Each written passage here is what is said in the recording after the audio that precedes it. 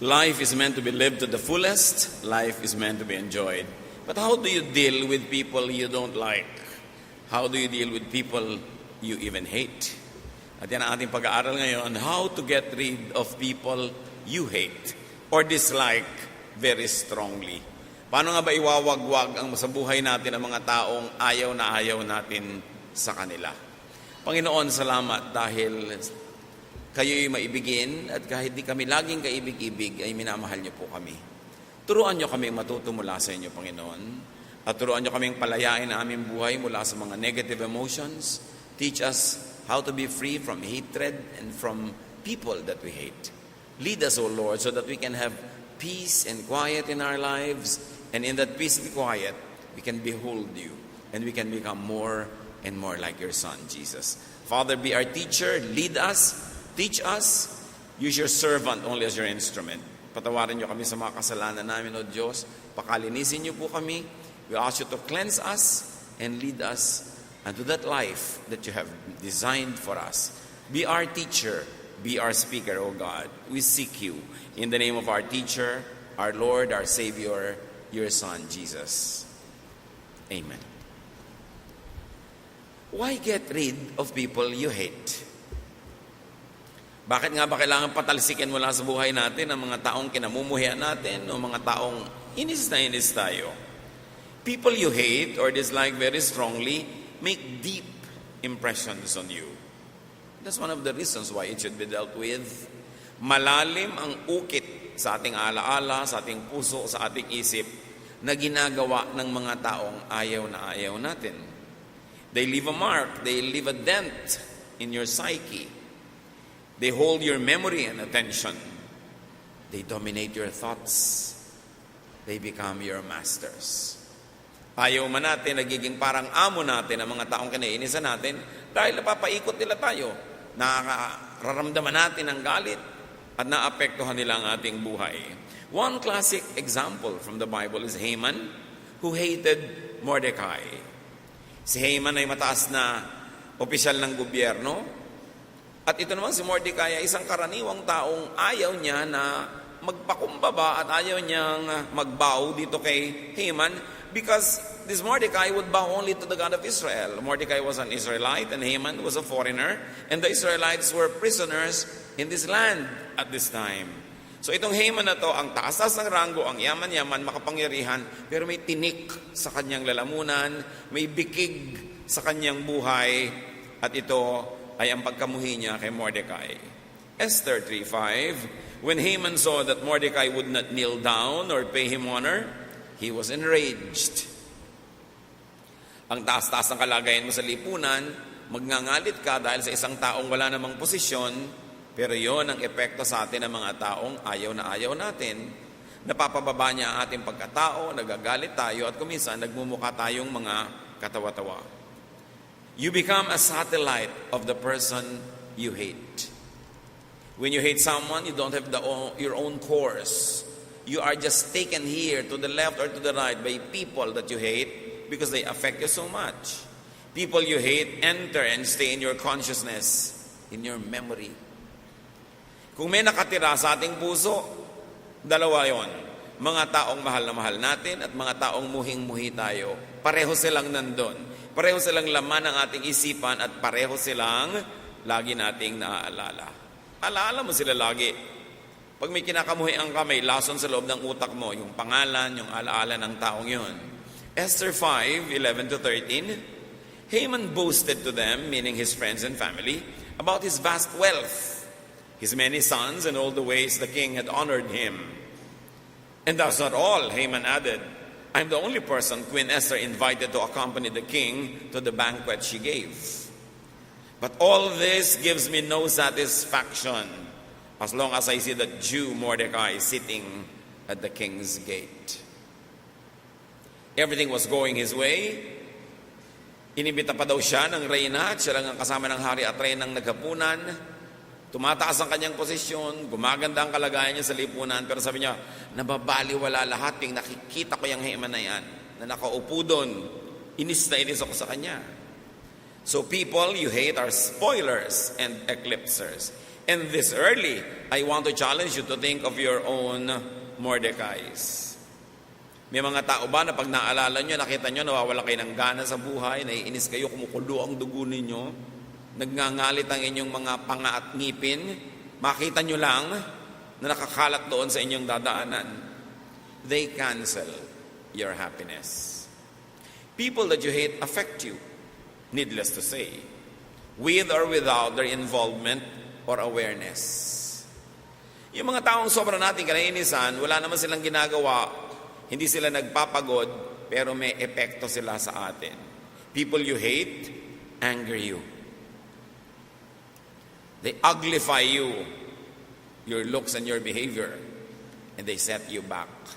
Sobra kang pinapababa, iniaatras, pinipilipit ng taong kinamumuhian mo.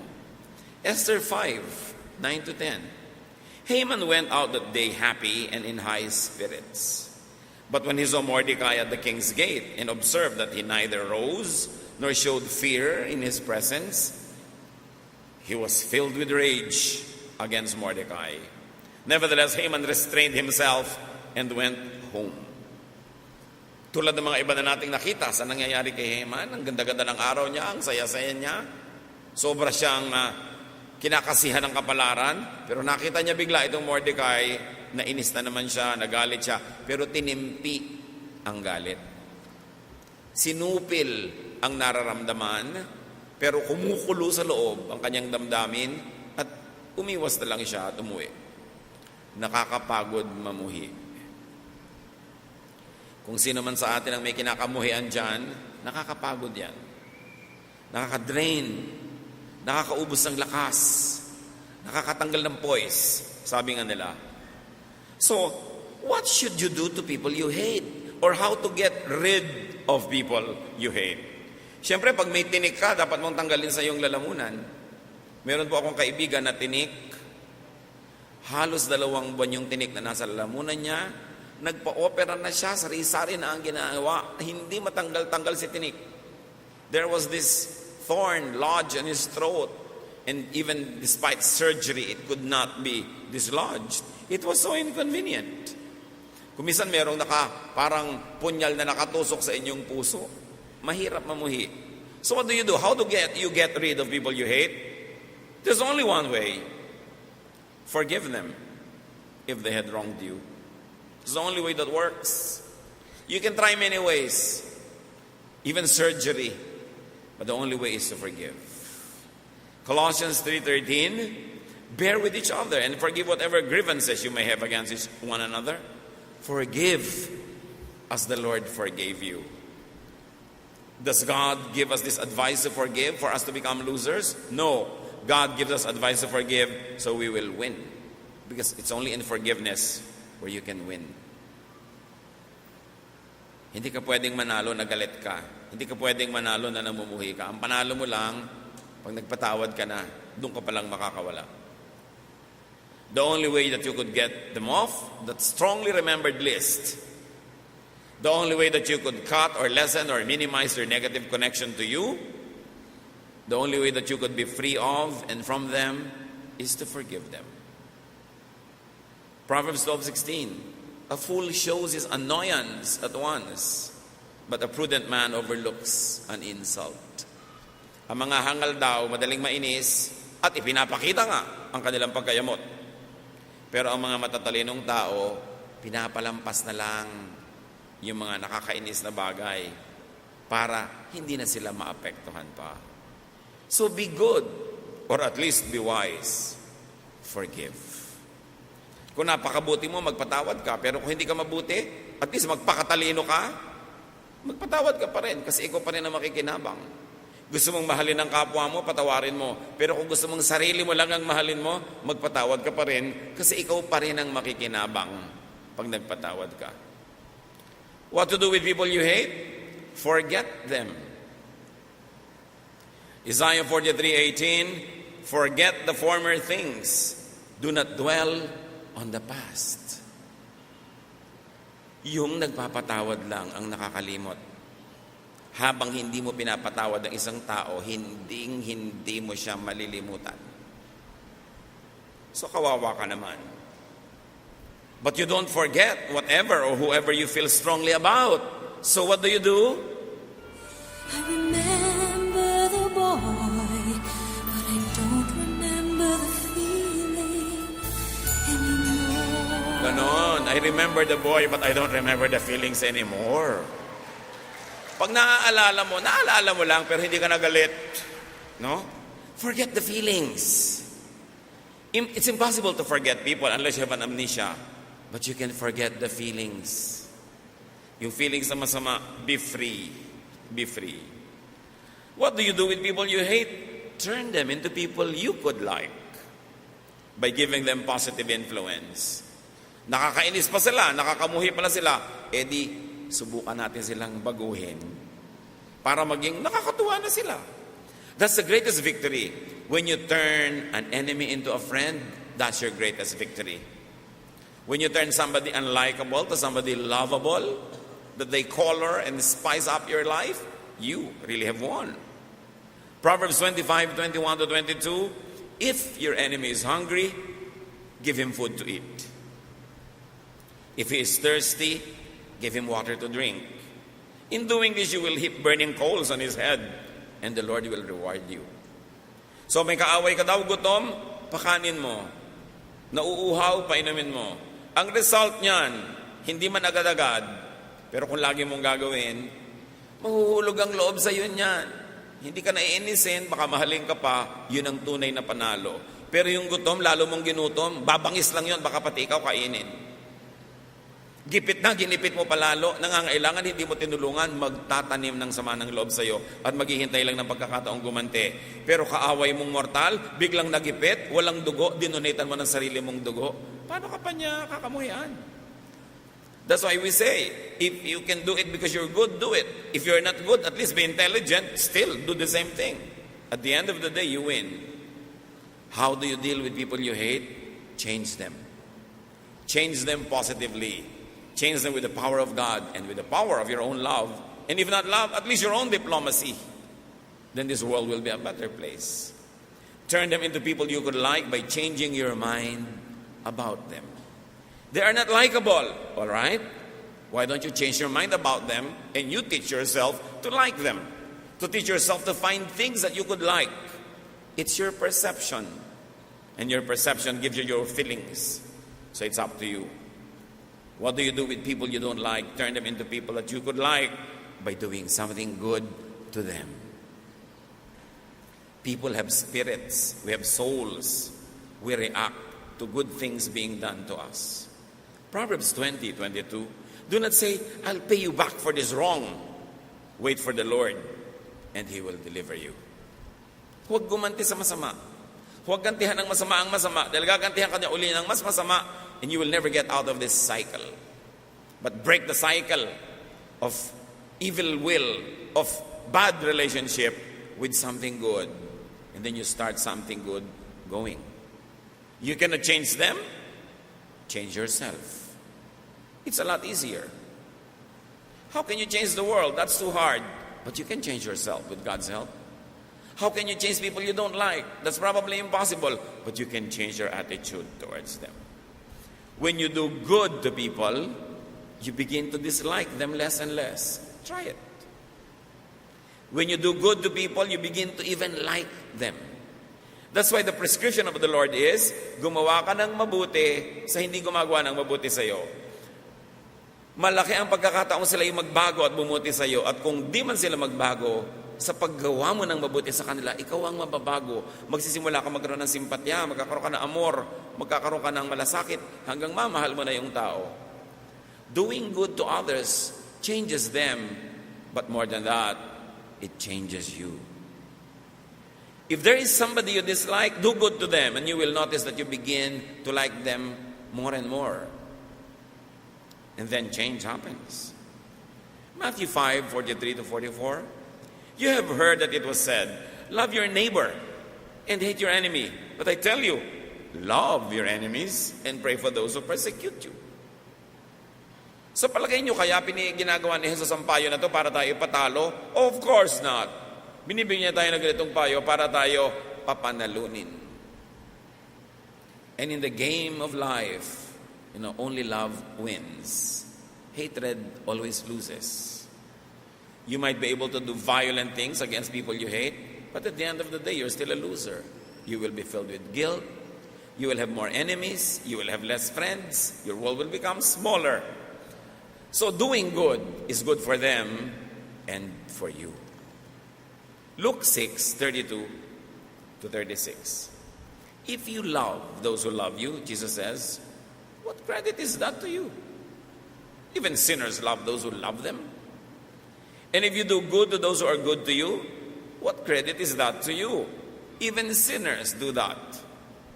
And if you lend to those from whom you expect repayment, what credit is that to you? Even sinners lend to sinners, expecting to be repaid in full. But love your enemies. Do good to them and lend to them without expecting to get anything back. Then your reward will be great. And you will be sons of the Most High, because He is kind to the ungrateful and wicked. Be merciful, just as your Father is merciful. Galing talaga ni Lord. Sabi ni Jesus, kung minamahal mo lang yung nagmamahal naman sa'yo, ano naman ang points na kinita mo doon? Natural lang yun. Kahit masasamang tao, mahal yung nagmamahal sa kanila. Kung gagawa ka ng mabuti, doon lang sa gumagawa ng mabuti sa'yo, hindi nakakaiba yun. Kahit sino dyan mga pusakal na kriminal, mabuti rin sa mabuti sa kanila. Magpapautang ka doon sa inaasahan mo lang na makababayad, walang kwenta yun. Kasi wala ka namang ginawang mabuti. Pero kung nagpautang ka doon sa parang hindi makakabayad at di ka nababayaran pa, sabi yun, doon ka may point. Minahal mo yung hindi dapat mahalin, tinulungan mo yung hindi matulungin, yan ang nakaka-impress sa Diyos. At ang Diyos mismo ang magbibigay sa iyo ng gantimpala. Reward. What reward will God give to those who do good? We don't know exactly, but one great reward is peace of mind. Because when you do good, you have peace of mind. When you do evil, you may try to delude yourself into thinking that it's fine, but you will still feel guilty. Why? Because the Spirit of God lives in you. Pag gumawa tayo ng hindi maganda, meron tayong nararamdamang hindi maganda sa kalooban natin. At yung tinig na yun ang dapat nating pakinggan. Hindi tayo dapat magbingi-bingihan sa ating budhi.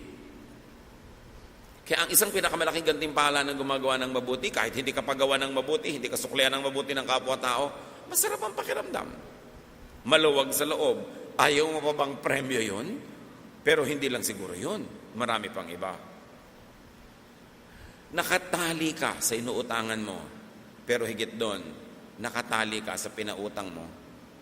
Di ba? May utang ka, matinukang tao, hindi mo malimut-limutan yung inutangan mo hanggang hindi mo nababayaran. Pero may utang ka, hindi ka matino, pwede mong malimutan yon. Maraming ganon. Pero, may pinautang ka, matinukat hindi, malilimutan mo ba yon? Tandang-tanda mo ang iyong mga pautang, di ba? Ngayon, may pautang ka sa tao, may utang siya sa iyo, meron siyang ginawang masama, hindi pa siya nagbabayad, malilimutan mo ba siya? E di nakatali ka sa kanya. May ginawa siyang mali sa iyo, hindi ka nakakaganti, e di hindi mo siya malilimot, nakatali ka. This is what I mean. You are bound to people that owe you things. And the only way that you could be free from them is to cut off that remembrance by forgiving them. As long as you want to collect, as long as you want to get even, you will never forget. And then you will never be free. Nakatali ka sa inaantayan mo ng bayad. Kahit siya, hindi na niya kinikilala yung tali na yun na nagkokonekta sa'yo, ikaw nakatali pa rin. And you cannot even move on. How to get rid of people you hate? Don't get rid of them. Don't get rid of people you hate. Get rid of your hatred. Because you can never get rid of people. They will always be there. And even if you got rid of 1 or 100, there will still be 1 million others that will irritate you and annoy you and make you miserable. So the only way for you to change everything is to change your perception. The change must happen within you because you cannot change the planet. Mas madali na baguhin ang pag-iisip. Mas madali na baguhin ang ating kalooban. Ang problema, pag namumuhi ka, ay hindi yung kinakamuhian. Ang problema ay nasa iyo. nasa loob mo. At yun ang gustong latasin ng Panginoon. The Lord Jesus Christ is so wise as to prescribe the ultimate solution, and that is for you to change your heart.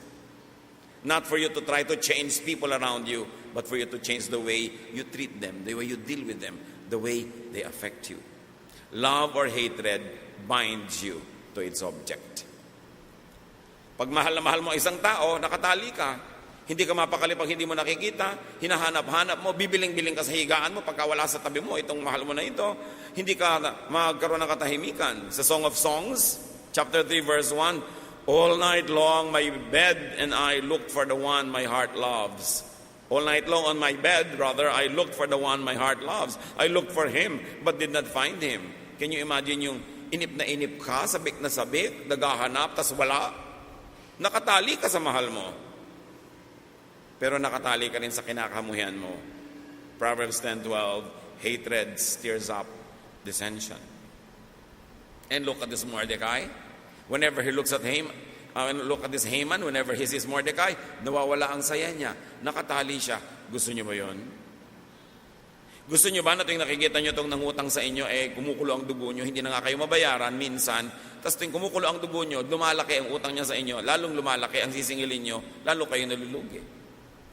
If you want to be free, do not love or do not hate. Just forget the feelings. But then, God wants us to love. And God wants us to be loved back. So cancel the do not love. Just think of the do not hate. Be free. Masarap naman na nakagapos ka rin sa mahal mo at mahal ka rin niya lalo. Masarap naman yun. Pero nakagapos ka sa kinakamuhian mo, hindi yun masarap. Forget the feelings. No need to love them if you don't love them, but just forget the hatred. But then what else? If you could graduate to the next level of loving them, that is the ultimate victory. How do you forget? You first forgive. Mark 11:25, and when you stand praying, if you hold anything against anyone, forgive him. 5 beses nagdarasal ang mga Hudyo sa templo. 5 times a day. And Jesus says, and whenever you stand praying, if you hold anything against anyone, forgive him. So you have 5 times a day to remember to forget. To remember to forgive. Sabi niya, huwag muna kayo magdasal kung namumuhi pa kayo. Magpatawad muna kayo. At kung 5 beses ka magdarasal, at doon sa mga hindi mapadasalin, kahit 1 beses lang, di 24 oras, nagpapatawad ka, hindi nagtatagal sa puso mo yung muhi, yung galit, yung poot, ikaw din ang makikinabang. Forgive. Ito ang talagang panalong formula to forgive. Yung, nakakainis ka ha, pero hindi ako maiinis. Panalo ako. Pero yung nangiinis ka at nangiinis naman ako dito, talo ako.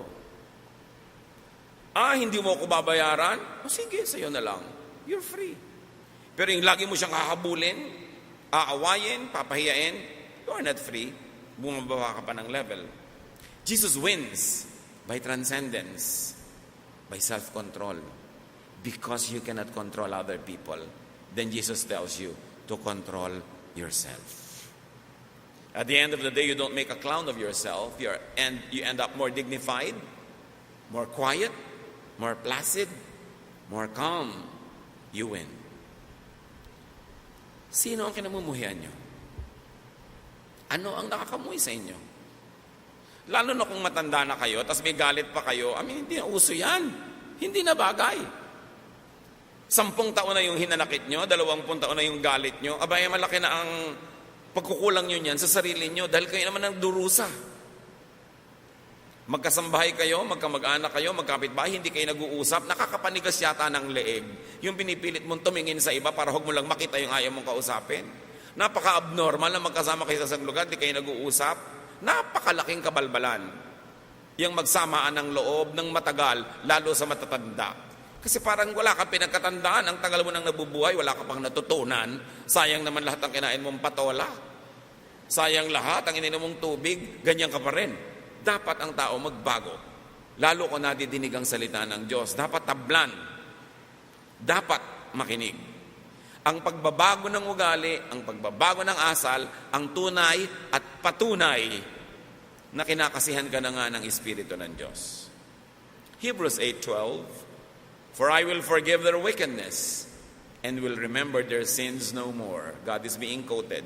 Sabi ng Diyos, papatawarin ko na lang lahat ng kasalanan nila at di ko natatandaan pa ang mga pagkukulang nila. Ito yung sinasabing to forgive is to forget.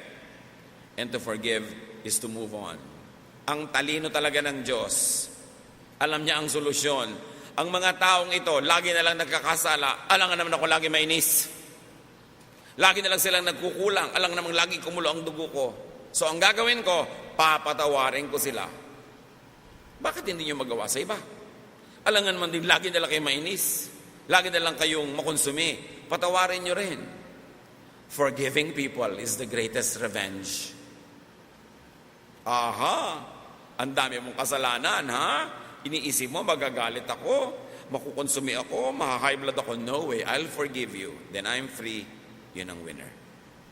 Even God could be free from anger and agitation and irritation because He forgives.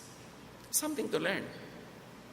God forgets. Sabi niya, kung gaano kalayo ang silangan sa kanluran, doon ko ilalayo ang mga kasalanan nila. Ibabaon ko sa pusod ng dagat at di ko na uungkatin pang muli. Sinong tumahimik, di yung nagpatawad. Make it easy. Make it easier for others also to forgive and to forget you. Mga kapatid, hindi lang yung puso natin ang pinag-uusapan dito na magpatawad dahil siguradong marami rin tayong pagkukulang sa iba. As much as we are concerned about forgiving others, we should be concerned about helping others forgive us. Every day, whether you like it or not, whether you intend or not, you offend other people. Sometimes you take their place, or they think you take their rightful place. Sometimes you take the promotion that they think they deserve. Sometimes you win this romantic object that they think they should have in their lives. So kung may sinasadya man natin o hindi, may mga naiinis at nagagalit din sa atin. Lalo na kung sinasadya pa natin. At lalo na kung nagkukulang talaga tayo. So, tulungan din natin ang iba na patawarin tayo. Kung may kasalanan kayo, magbaba ng loob. Humingi ng tawad. Magpakumbaba. May nainis kayo, magpasintabi. May pagkukulang kayo, punan. May utang kayo, bayaran. Help people forgive you because it's unkind for you to cause others to hate you because it sets them back. Ang tunay na kabutihan ay hindi lang gumagawa ka ng mabuti sa kapwa, tinutulungan mo rin yung iba para huwag mayamot sa'yo. Kasi ting nayayamot sila sa'yo, naiinis sa'yo, nagkakasala sila, mananagot ka rin sa Diyos dahil ikaw ang dahilan ng pagkakasala nila. So hindi lang tayo nag-iisip na, kailangan ko palang magpatawad. Dapat din nating isipin, paano ko kaya tutulungan yung mga tao sa paligid na patawarin din ako? Yung mga inis na inis sa akin, paano ko kaya aalisin yung inis nila? Paano ko kaya palulubagin ang loob nila na nagagalit sa akin? So who do you hate? What do you hate? It's pointless to carry that weight. Jesus wants you free. Sabi niya, my yoke is easy, my burden is light. Pero yung pagdadala ng muhi at galit, mabigat na dalahin yan. Huwag niyong dalhin 1 minute longer because you can forgive. And you can ask God to give you the grace to forgive. And you can help others forgive you by being humble, by seeking their forgiveness, or by stop being irritating, by starting to be nice. We owe it to everybody. Meron tayong pananagutan sa isa't isa. Aming Diyos, salamat na lang merong paraan para maalis ang galit, para mawala yung utang sa amin ng kapwa. Salamat na lang merong pagpapatawad. Thank you, Lord, for the very idea of forgiveness. And because of this, we don't have to depend on others to repent. We don't have to depend on others to be nice and to be good. But we just have to decide to forgive. And we will be free. Patawarin niyo kami, Panginoon, kung sinisira namin aming sarili at mga nasa paligid namin sa pagkikimkim ng sama ng loob, sa pag-iipon ng galit sa aming puso. Turuan niyo kami, Lord, na ang lahat ng ito isuko sa iyong paanan. Magbago talaga ang isip namin at pamumuhay at huwag namin ipagpilitan, huwag namin tigasan ang ulo namin na patuloy na magalit at mamuhi. Lumalabas lang ang pangit sa pagkatao namin kung kami nagagalit. Kaya turuan niyo kami, Lord. Teach us to contain ourselves, to control ourselves, to put ourselves under the control of your Spirit. Pagbulay-bulayan natin ang mga mensaheng ito, mga kapatid. Let us ponder these things. Let's think about people we probably dislike very much or just dislike mildly, but dislike nevertheless. Let us think of people we probably hate. And right now, don't wait any minute longer. Forgive them. Because by forgiving them, you also seek the forgiveness of God for yourself. And then you set yourself free. Isipin din natin kung meron tayong dapat lapitan, hinga ng tawad. May ugali tayong dapat baguhin para hindi patuloy na mainis sa atin ang mga kasambahay o mga kasama natin sa buhay natin.